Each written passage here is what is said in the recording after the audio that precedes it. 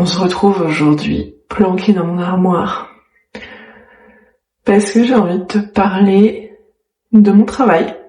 Sexpense, un podcast qui parle de sexualité alternative. Salut, je suis Lorraine Cosno, je suis sexothérapeute et thérapeute de couple. Et dans ce podcast, je vais te partager mes expériences et mon expertise. Et de ce que je t'apporte quand tu me fais suffisamment confiance pour venir me voir. Alors je suis pas du tout dominatrice. Je ne vais pas te proposer des séances de fessées, des séances de fouet ou ce genre de choses. Même si, comme tu le vois, j'ai tout ce qu'il faut. Non. En fait, je suis sexothérapeute. Mais du coup, c'est quoi sexothérapeute ? C'est une question qu'on me pose presque à chaque fois quand on vient vers moi. C'est quoi sexothérapeute ? C'est quoi ton métier ? Alors, à mon sens, il faut faire la différence entre sexothérapeute et sexologue. En vrai, il n'y a aucune différence légalement parlant. Aujourd'hui, le métier de sexologue et de sexothérapeute ne sont pas des métiers reconnus par l'État français. Donc je peux m'appeler sexologue si je veux. Et d'ailleurs, toi, demain, si tu veux, tu peux t'appeler sexologue. Pourquoi est-ce que j'ai choisi, du coup, de m'appeler sexothérapeute et pourquoi est-ce que je prends pas sexologue ? Sexologue, pour moi, le OG, fait que, de facto, il y a un côté médecin, un côté spécialisation de la santé physique. À mon sens, un sexologue, c'est quelqu'un qui a fait des années de médecine, qui a fait potentiellement un doctorat et qui a choisi en spécialisation la sexualité. Quand j'étais adolescente, au moment du bac, je voulais être sexologue. Mais c'est une spécialisation qui avait disparu. Parce que c'est un métier qui porte à controverse et qui a beaucoup été dénigré. On prendra en référence Master & Johnson, qui sont un peu les pionniers des personnes qui ont rendu ce métier important et intéressant. Mais avant, il n'y avait que les gynécologues et les obstétriciens qui s'intéressaient à la sexualité féminine, et les urologues à la sexualité masculine, si on peut dire ça comme ça. Du coup, un sexologue, à mon sens, c'est quelqu'un qui a fait de longues études de médecine et qui est plus médecin que thérapeute. Il va vous proposer des dispositifs médicaux ou des médicaments pour répondre à vos problèmes.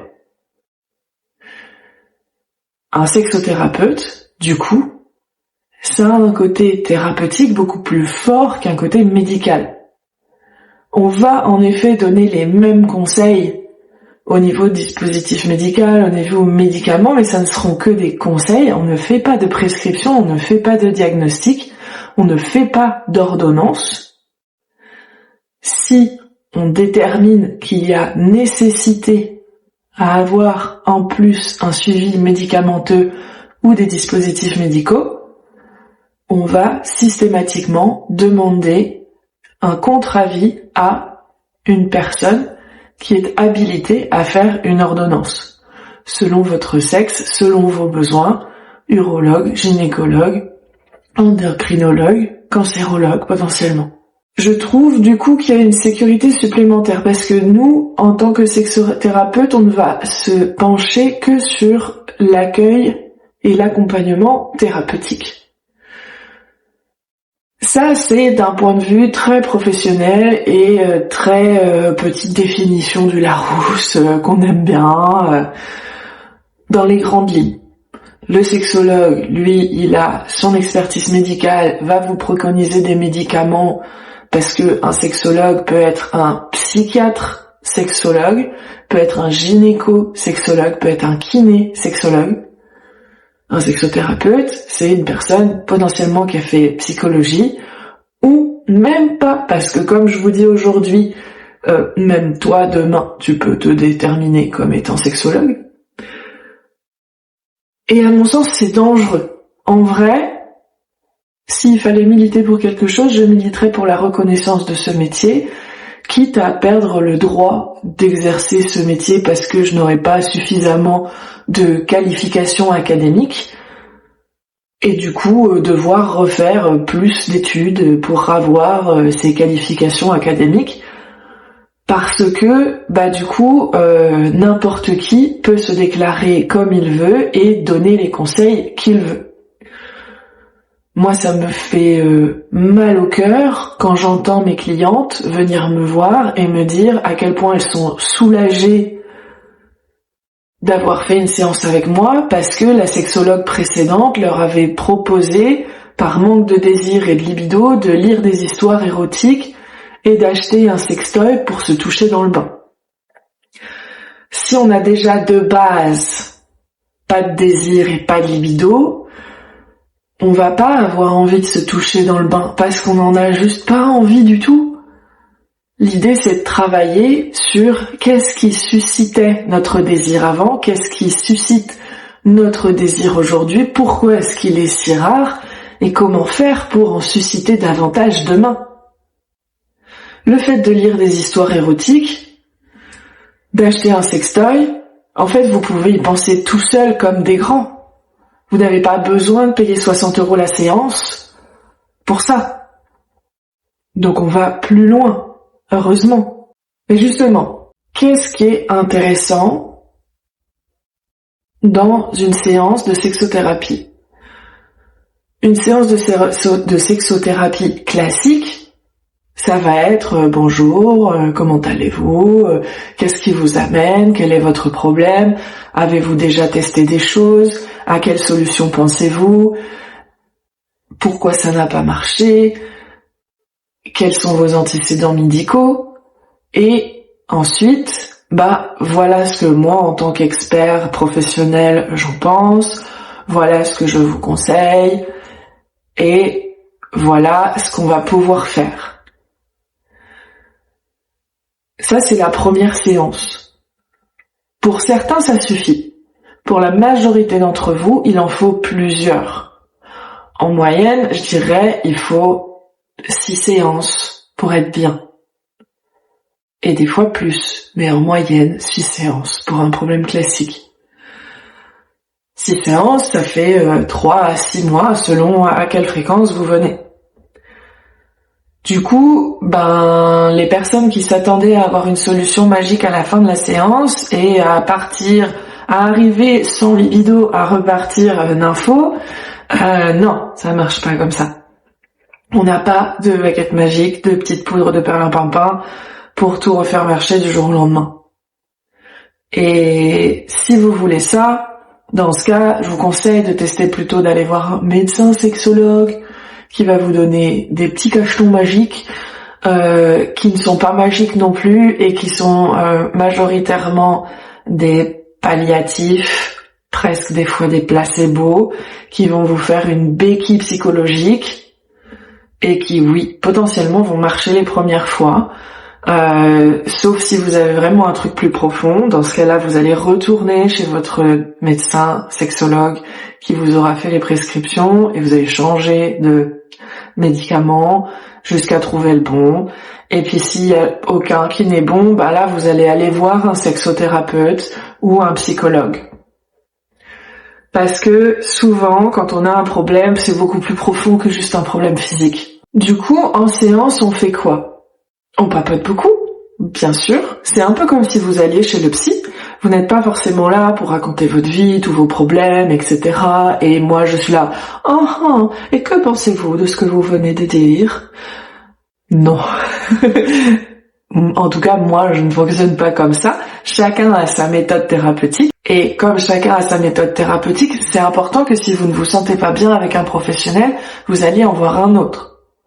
Que vous verbalisiez je pense que ce que vous me proposez ne me convient pas, je vais en tester d'autres.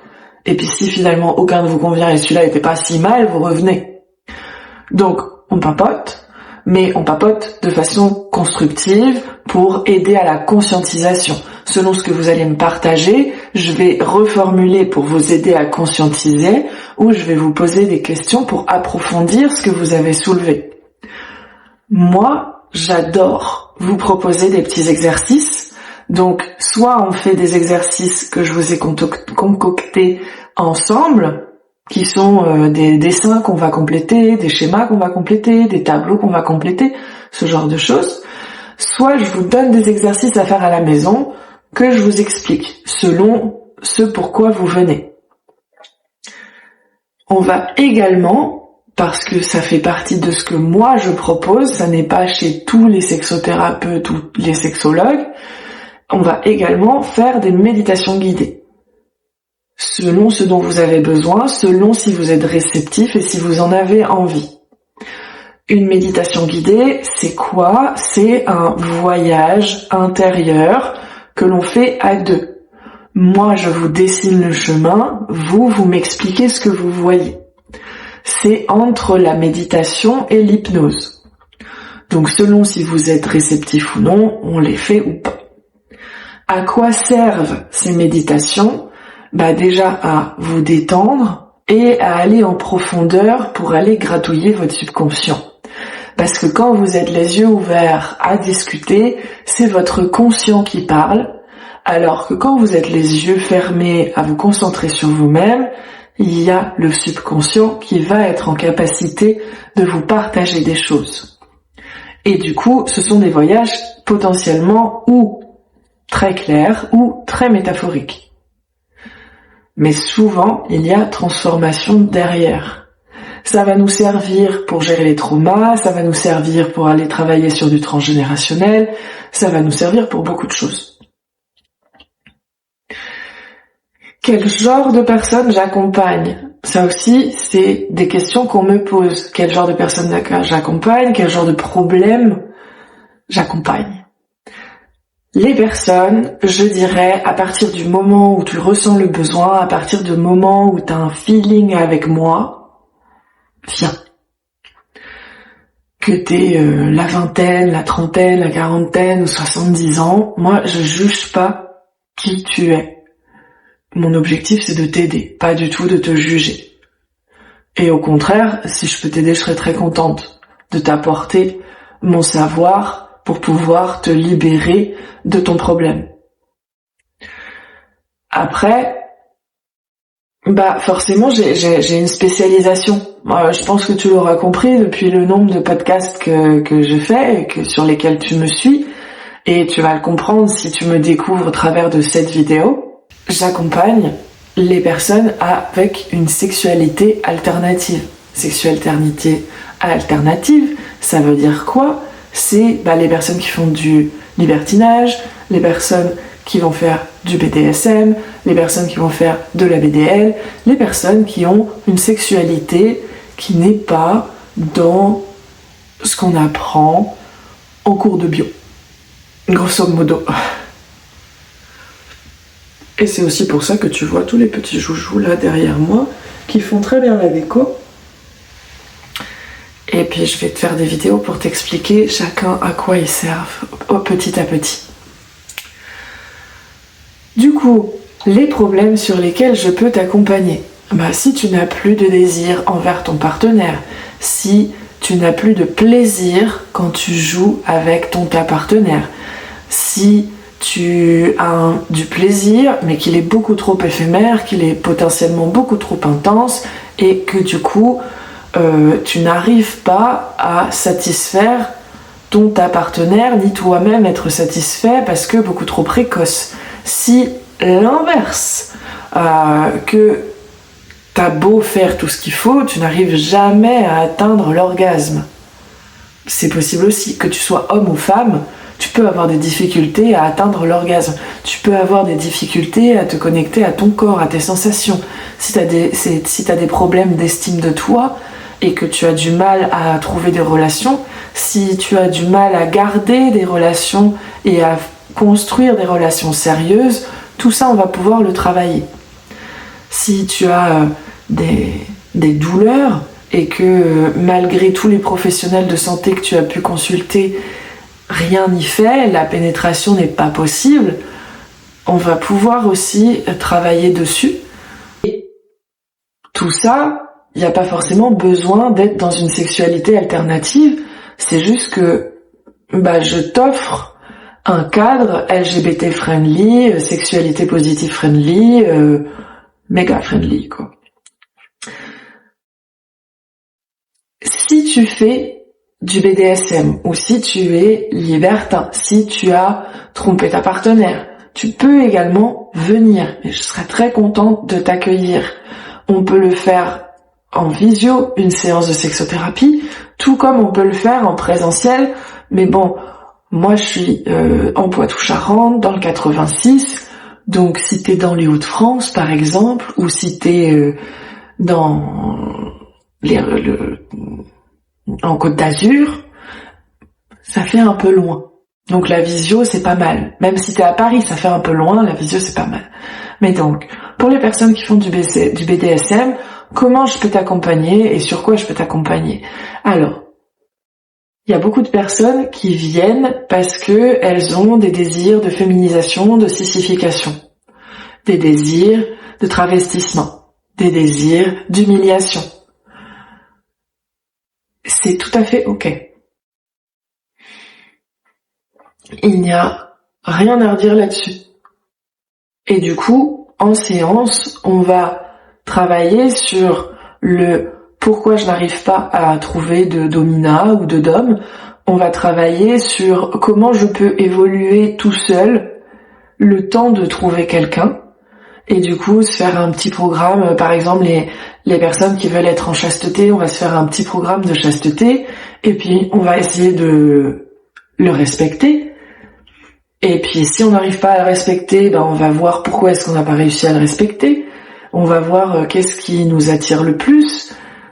Si on est sur de la sissification, de la féminisation, pareil, on va voir ensemble comment est-ce qu'on peut féminiser, comment est-ce qu'on peut sissifier, quel code est-ce qu'on a envie d'adopter ou non. On va travailler sur la capacité à verbaliser ses envies, à verbaliser ses limites, parce que une personne dans ces jeux-là, si elle arrive devant une personne dominante et qu'elle dit « Moi j'ai envie de tout faire pour vous, je me mets à vos pieds, je suis à votre service, sans négociation, sans limite, déjà ça peut en freiner plus d'un parce que c'est un manque de maturité de jeu d'un point de vue pour beaucoup de personnes dominantes.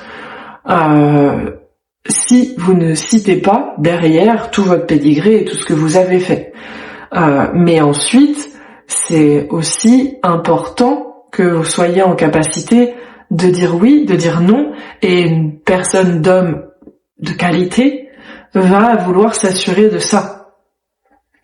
Mais au-delà de ça, c'est aussi votre capacité à vous intéresser à l'autre, au-delà de vous-même, votre capacité à comprendre ce que vous voulez réellement derrière tout ça, qu'est-ce que vous cherchez, et à vous sentir à l'aise et aligné avec vos envies. Parce qu'en soi, pourquoi est-ce que vous avez envie d'être humilié? Pourquoi est-ce que vous avez envie d'adopter l'autre sexe, d'être féminisé? Est-ce que c'est parce que vous trouvez que d'être une femme c'est l'humiliation ultime, chose qui est pour beaucoup? Ou est-ce que au contraire vous adorez tellement les femmes que vous voudriez être dans la peau d'une femme, ne serait-ce que quelques heures? On va aussi pouvoir travailler sur, par exemple, si vous débutez dans le BDSM et que vous voulez un peu mieux comprendre ce milieu, que vous voulez voir qu'est-ce qui est bien pour vous, que vous voulez mieux comprendre et mieux verbaliser vos envies, le pourquoi est-ce que vous avez ces envies, le fait de bien le vivre, de pas vous sentir divergent, parce que pendant des décennies, on a expliqué comme quoi les gens qui faisaient du BDSM étaient des personnes divergentes, qui méritaient d'aller en hôpital psychiatrique, mais comme dans les années 1900, et ça c'est quelque chose dont je parlais encore cette semaine avec le podcasteur Écoute Gay, mais pourquoi est-ce qu'on a inventé les vibromasseurs? Est-ce que vous le savez ça?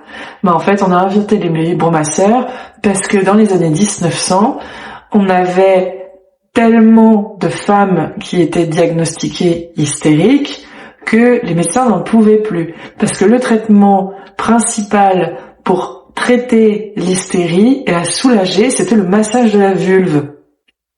C'était le massage de la vulve et du vagin. Et du coup, n'en pouvant plus, en ayant marre de devoir caresser des femmes à longueur de journée, sauf la leur, et que potentiellement la leur était caressée par quelqu'un d'autre, ils ont inventé les vibromasseurs. Et du coup, ils les faisaient à la chaîne, mais ça leur faisait un petit peu moins mal aux mains. Donc ça, c'est l'invention du vibromasseur. Et je trouve que c'est une anecdote très sympa. Mais donc, pour dire que les femmes qui étaient en manque de sexualité et qui avaient envie de leur mari étaient catégorisées comme hystériques. Parce que une femme est censée être chaste et prude et s'occuper de la maison, faire des enfants, faire des bébés, point barre. À cette époque. Aujourd'hui, on prône le fait qu'une femme a autant, voire plus de libido qu'un homme. Et avant, au Moyen-Âge, c'était su que les femmes avaient beaucoup de libido. Et c'était pas un problème. En fait, la sexualité n'est pas un problème. À partir du moment où vous êtes en accord avec votre sexualité, avec vos envies, il n'y a aucun problème. Donc, si vous venez me voir, on va justement travailler sur le fait que vous souhaitez être en accord avec vous-même pour votre propre épanouissement. J'en reviens à moi, comment j'accompagne les gens, parce que je trouve que là, ça tombe pile poil. Je les accompagne de façon holistique. Holistique ne veut pas dire mystique. Holistique veut dire autant en travaillant sur le corps que sur le mental, que sur votre vie familiale, perso, professionnelle, votre santé sexuelle, tous vos croyances, tout. Parce que vous êtes un tout. Vous n'êtes pas que la personne qui va travailler le matin, la personne qui va draguer l'après-midi, et puis la personne qui va sexer le soir. Vous n'êtes pas une personne différente à chacun de ces moments-là. Vous n'êtes pas une personne différente entre quand vous êtes chez vous et quand vous êtes avec votre famille. Vous n'êtes pas une personne différente entre quand vous êtes avec des amis et quand vous êtes avec votre partenaire. Vous êtes toujours la même personne. Même si certaines facettes s'expriment plus, vous êtes toujours le même individu. Selon vos envies, on se fait tout un petit programme. Moi, je ne participe pas. Je suis juste là pour vous surveiller, pour vous dire si vous avancez correctement, pour vous aider à vous satisfaire de votre progression et à la mettre en avant par rapport à ce que vous me partagez. Mais on peut très bien se faire un petit programme. J'ai déjà accompagné plusieurs personnes sur de la féminisation. J'ai accompagné plusieurs personnes sur de la BDL. J'ai accompagné plusieurs dominas aussi à travailler sur le fait de se sentir légitime, sur ne pas avoir le syndrome de l'imposteur, sur leur estime d'elles-mêmes, sur leur peur de faire mal, leur peur d'être autoritaire, parce qu'elles en sont capables, mais derrière il y a aussi énormément de choses qui travaillent, et j'ai déjà été à cette place-là. Parce qu'on a peur, malgré tout, de devenir un monstre, parce que ça peut être grisant de faire mal à quelqu'un, ça peut être grisant de lui donner des ordres et de voir que ça fonctionne, et on peut avoir un moment où on ne sait pas s'arrêter et avoir peur que ce moment arrive. Sur quoi je peux t'accompagner encore ? À la découverte tout bêtement d'une nouvelle sexualité. Si t'étais en couple ou que tu es en couple et que tu veux t'initier au libertinage, ou que tu n'es jamais allé à un sex shop, ou que tu n'as jamais fait de BDSM, je vais être la bonne personne pour t'aider, t'expliquer comment ça fonctionne, te donner les codes. Si besoin, on peut aussi aller en sex shop ensemble et je t'aide et je t'explique les joujoux et je t'explique ce que tu veux, je te fais essayer les fringues que tu veux, etc. Pour le BDSM, pareil, je t'explique les codes, je te montre les jouets qui t'intéressent, je t'explique comment on les utilise. On va chercher ensemble la position qui te convient le mieux, et puis je vais t'expliquer que au final, peut-être que cette position va te convenir là aujourd'hui, mais c'est ok si tu changes de position dans quelques temps. Parce que en soi, tu peux très bien vouloir te positionner de façon soumise au début pour apprendre, puis ensuite vouloir switcher d'homme, ou dès le début vouloir être d'homme par peur de perdre le contrôle et que il t'arrive quelque chose, et ensuite étant rassuré sur l'environnement, switcher soum potentiellement, ou de base être à l'aise avec l'idée d'être switch, ou savoir tout de suite ce que tu veux, c'est ok. Tout ça dans l'idée de quoi ? Tout ça dans l'idée d'être le mieux possible avec toi-même, avec ta sexualité, de t'aimer toi à 100% et d'être épanoui. Parce que la sexualité, c'est censé être un moyen d'épanouissement. Et le meilleur moyen pour ressentir du plaisir et du bonheur.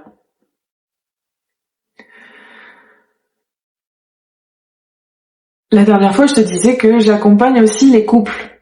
Donc je peux t'accompagner toi, mais je peux vous accompagner vous aussi si vous êtes ensemble et que vous avez des besoins d'exploration, si vous avez des questionnements, si ça marche plus trop bien entre vous au lit, voire même que vous ne couchez plus ensemble, si vous n'arrêtez pas de vous disputer, je vais pouvoir vous accompagner. Pareil, en général, on commence sur 3 mois, à raison de 1 fois tous les 15 jours. Pour les couples, par contre, 1 fois tous les 15 jours, non négociable, entre guillemets, modulo les impératifs de calendrier, parce que c'est important que ce soit régulier pour que, au-delà des devoirs à faire que je vous donnerai à la maison de temps en temps, on puisse voir la progression et que votre schéma de pensée puisse se dessiner au fur et à mesure pour aller dans le bon sens. Si vous avez besoin de vous rapprocher, d'être moins l'un sur l'autre, ou au contraire plus l'un sur l'autre dans le bon sens, ça demande un effort et ça demande un engagement. Donc c'est aussi quelque chose d'important. On va pouvoir travailler sur la compréhension de l'un, de l'autre, de ses émotions, de qu'est-ce qui s'active selon les émotions qui le traversent, de comment parler de façon plus bienveillante, de façon plus attentive.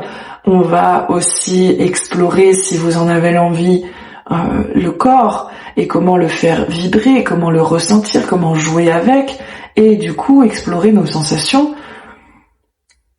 Tout ça, où moi je vous donne les exercices, je suis là pour vous guider dans les exercices, mais c'est vous qui faites tout. Et je vous dis juste si c'est ok, si c'est pas ok, et quelle est la trame à suivre. Mais c'est important, quand on n'arrive pas à se débrouiller tous les deux, d'avoir une personne pour nous guider. Parce qu'au final, on aura beau acheter plein de livres, et bien sûr, il y en a qui peuvent vraiment faire des révélations chez nous, c'est toujours plus facile quand on est guidé par quelqu'un d'autre. Et du coup, c'est en ça aussi où, oui, je suis sexothérapeute, mais je suis aussi thérapeute de couple, et j'ai envie de vous dire que c'est même un peu le pourquoi je suis sexothérapeute à la base. C'est que j'ai eu la chance et la malchance, moi, petite, de voir un peu les différents extrêmes de ce que peut être le couple, avec mes grands-parents maternels qui s'aiment encore aujourd'hui, qui s'appellent chouchou bijou, qui se font des bisous et qui se font des blagues au téléphone. Et c'est le couple le plus merveilleux que je connaisse. Avec mes grands-parents paternels qui, eux, se détestent depuis le début. C'est un mariage arrangé, mais ils ont jamais divorcé. Et au point qu'ils se faisaient les plus grosses crasses possibles tout le temps. Et ma grand-mère me racontait tout. Et si vous êtes curieux, je pourrais vous raconter des crasses, parce qu'il y en a certains, ça mérite d'être des histoires, mais c'était vraiment chaud. Et mes parents, pour qui il y a eu un amour, je le sais, et à un moment donné, il y a eu une cassure, et cette cassure a mis 10 ans à se briser.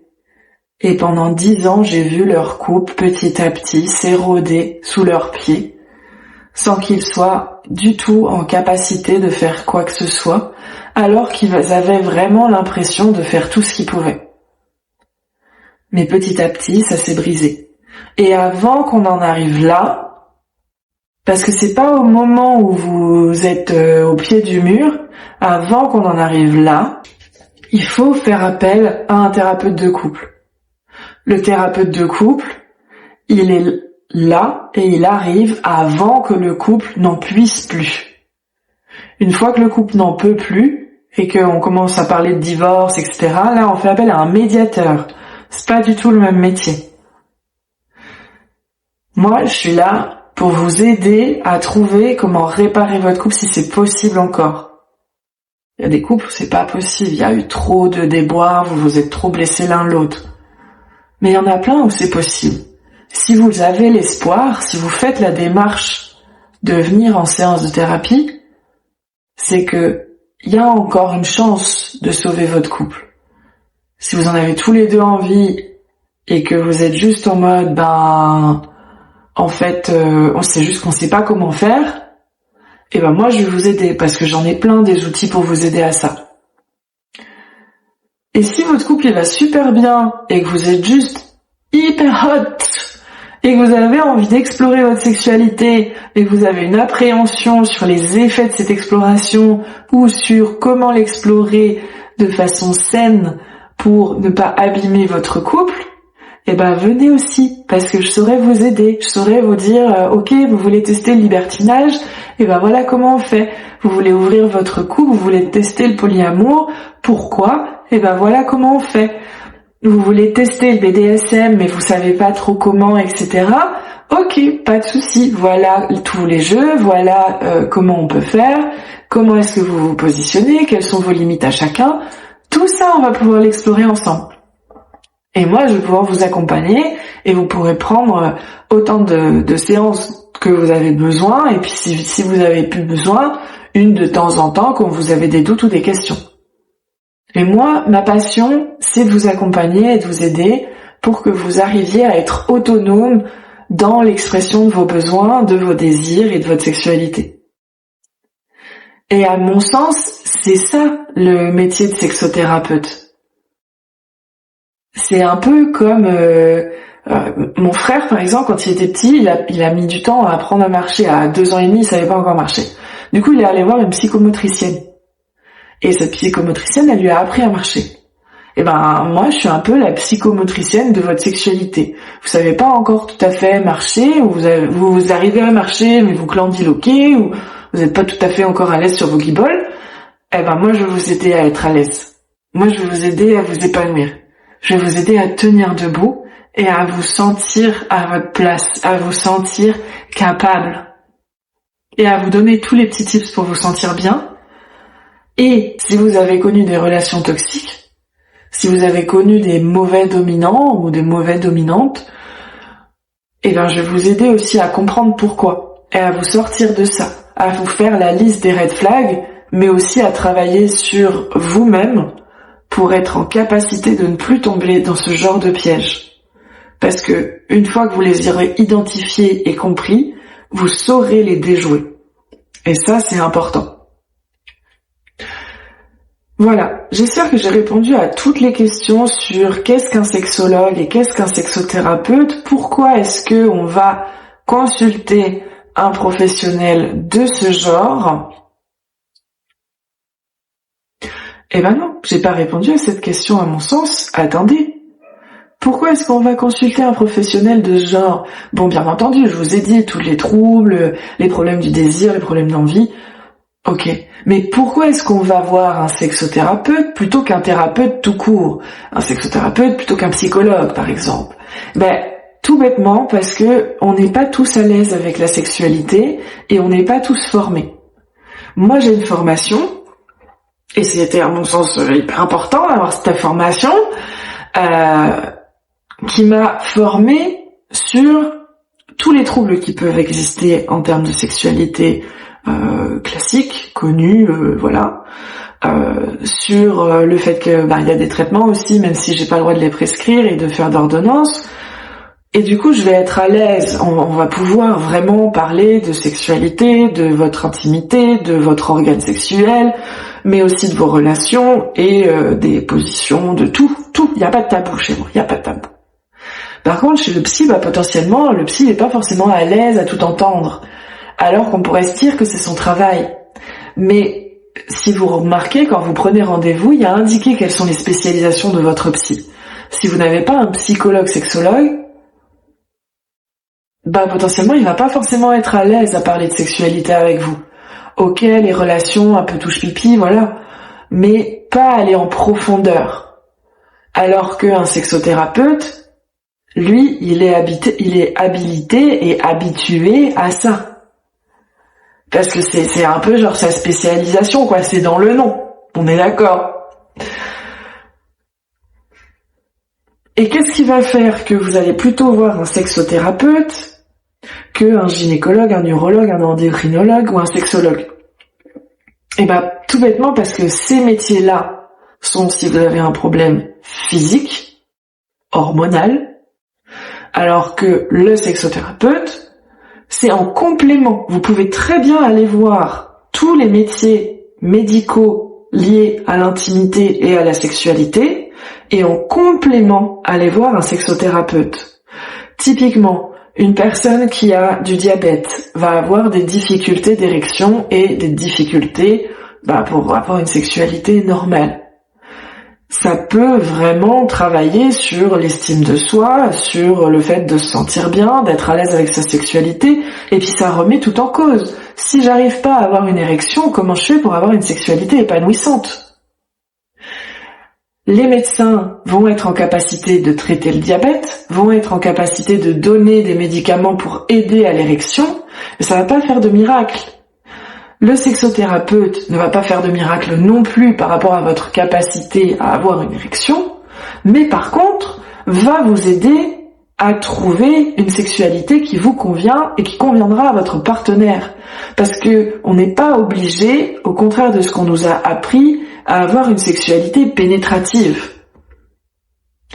Si vous êtes une personne addicte à des substances ou addicte à la sexualité, pareil, on va pouvoir travailler sur cette notion d'addiction et de comprendre pourquoi est-ce que vous êtes addict, qu'est-ce que ça implique dans votre vie de tous les jours et comment sortir de ça.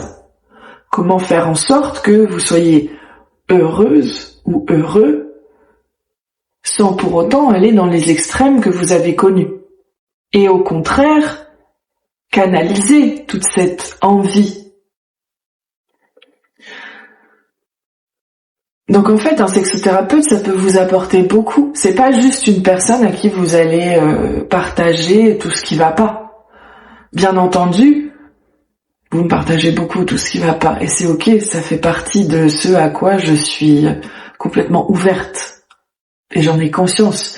La plupart des gens pensent qu'un sexothérapeute, en fait, ça se paluche toute la journée à écouter les histoires de ses clients, mais pas du tout. Moi, les clients, s'ils viennent, c'est parce qu'ils ont des problèmes de sexualité. C'est pas parce que c'est des stars de porno. Et en soi, vous pouvez très bien être une star de porno et être malheureux dans votre sexualité. C'est ok, venez, y a pas de souci. Mais je veux dire, le cliché de ce qu'on se dit d'une star de porno, parce qu'on se dit mais elle est épanouie, parce qu'elle se fait troncher toute la journée, ou parce qu'il a une grosse bite, il tronche des meufs toute la journée, ou il tronche des mecs toute la journée, en veux-tu en voilà, et tout, il se prend plein de trucs dans la gueule, et c'est hyper érotique et excitant, peut-être pas, il le fait peut-être juste pour son cachet, parce que c'est ça qu'on lui a demandé, parce qu'on sait que c'est ça qui marche. Mais derrière, ça veut pas forcément dire qu'il a une sexualité débridée comme ce qu'on voit dans les vidéos qu'il produit, dans lesquelles il joue. Et ça veut pas forcément dire qu'il est heureux ou qu'elle est heureuse chez elle, ni potentiellement qu'elle a une vraie sexualité avec son ou sa partenaire. Donc en fait, c'est ça ma mission. Ma mission, c'est de vous aider à vous sentir 100% à l'aise avec vous-même et 100% épanoui. Que vous soyez seul ou que vous soyez en couple. Et vous l'avez entendu dans l'épisode précédent où je parlais, un de mes objectifs cette année, c'est même de vous proposer un séjour couple pour vous proposer des initiations. Je vais travailler dessus sur ce début d'année et dès que j'aurai commencé à bien cadrer mon truc, je vous partagerai ce à quoi j'ai pensé. Comme ça, si ça vous motive, vous viendrez et vous serez les bienvenus.